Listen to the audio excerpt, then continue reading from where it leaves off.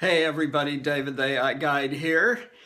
And thanks to the new subscribers this week. Also, check us out on Facebook and Twitter. And speaking of Facebook and Twitter, one of the very interesting things that goes on in corporate life all the time is big companies buying smaller ones. And we have a story recently about Snapchat, and Snapchat bought an AI startup out of the UK called arielai. And this startup is working on a augmented reality system that allows mobile telephone users to see 3D in real time. So I don't know exactly how that plays out, but that's not really the point of what we're going to talk about today. What we're going to talk about today is this. This particular company was started by people who used to work at Google and Facebook. So where do you guys think that people learn advanced AI programming skills? Well, it's at these huge companies: Google, Facebook, Twitter, Snapchat, Instagram, and more, many more, like Amazon, Microsoft, etc. So this is advanced stuff. This is not, initial stuff. So the people doing these startups, at least the founders, are people who are pretty experienced already in AI, and they've been working at these big companies for a while, and then they have money and they go out on their own and do a startup and they sell it. Now, they didn't talk about the sale price of this particular company, but Snapchat had bought another company right before that for $30 million. And Facebook bought an AI startup recently for $150 million. So this is real money for these founders.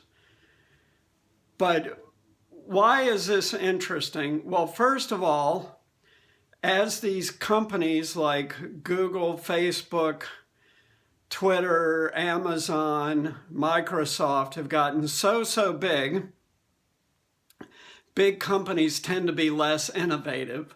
Why? Because they have to have a lot of controls and procedures in place to make sure that people don't do crazy shit and get the company in trouble. So if you have 50,000 employees, which some of these companies do, that means there has to be a lot of stuff in place to keep people, quote unquote, in line. So this is a very different environment than a startup environment. In a startup environment, it's freewheeling. There's very few rules, and people make stuff up as they go along. I mean, they know what they're doing in a way, right? They learned AI programming. They have an idea for an application, and they start working on it. But the technical piece is very different from the business piece. Knowing how to develop and scale a business is a very, very unique skill. Most people are not exposed to that. So this is why VCs exist, right? Because VCs do know how to launch, grow, and scale a business. And they bring that expertise in from the outside to founders who have no experience with it. But there's some people who start up companies and they don't take VC money, and they're able to do just fine figuring it out as they go along. So one thing that's very interesting about Ariel is that it's AR. So AR doesn't get nearly the press, from what I'm seeing, that VR does and AI does, but it's extremely powerful and important, and let's talk about why. So virtual reality, VR, is a completely made up environment. And AI, of course, is software that tries to find patterns and solve problems in an advanced way. What AR is, augmented reality, is it's an overlay on what you naturally see. So it's not like VR at all. It's not anything imaginary. I'll give you an example. Let's say that you were going to New York City and you've never been to New York City before. Very, very, very shortly, I'm talking 1 to 2 years, there will either be glasses, or if you wear contacts, or even if you don't wear glasses, non-prescription glasses that will have AR in them.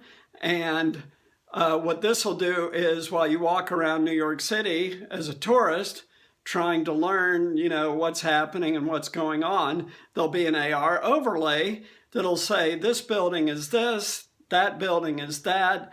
If you're hungry, here's a restaurant you're going to like two blocks down. The famous stuff is over here. You want to go see that. So this is AR, and that's going to be super cool to get places you've never been before, or learn about places you've never been to before, or learn how to do things.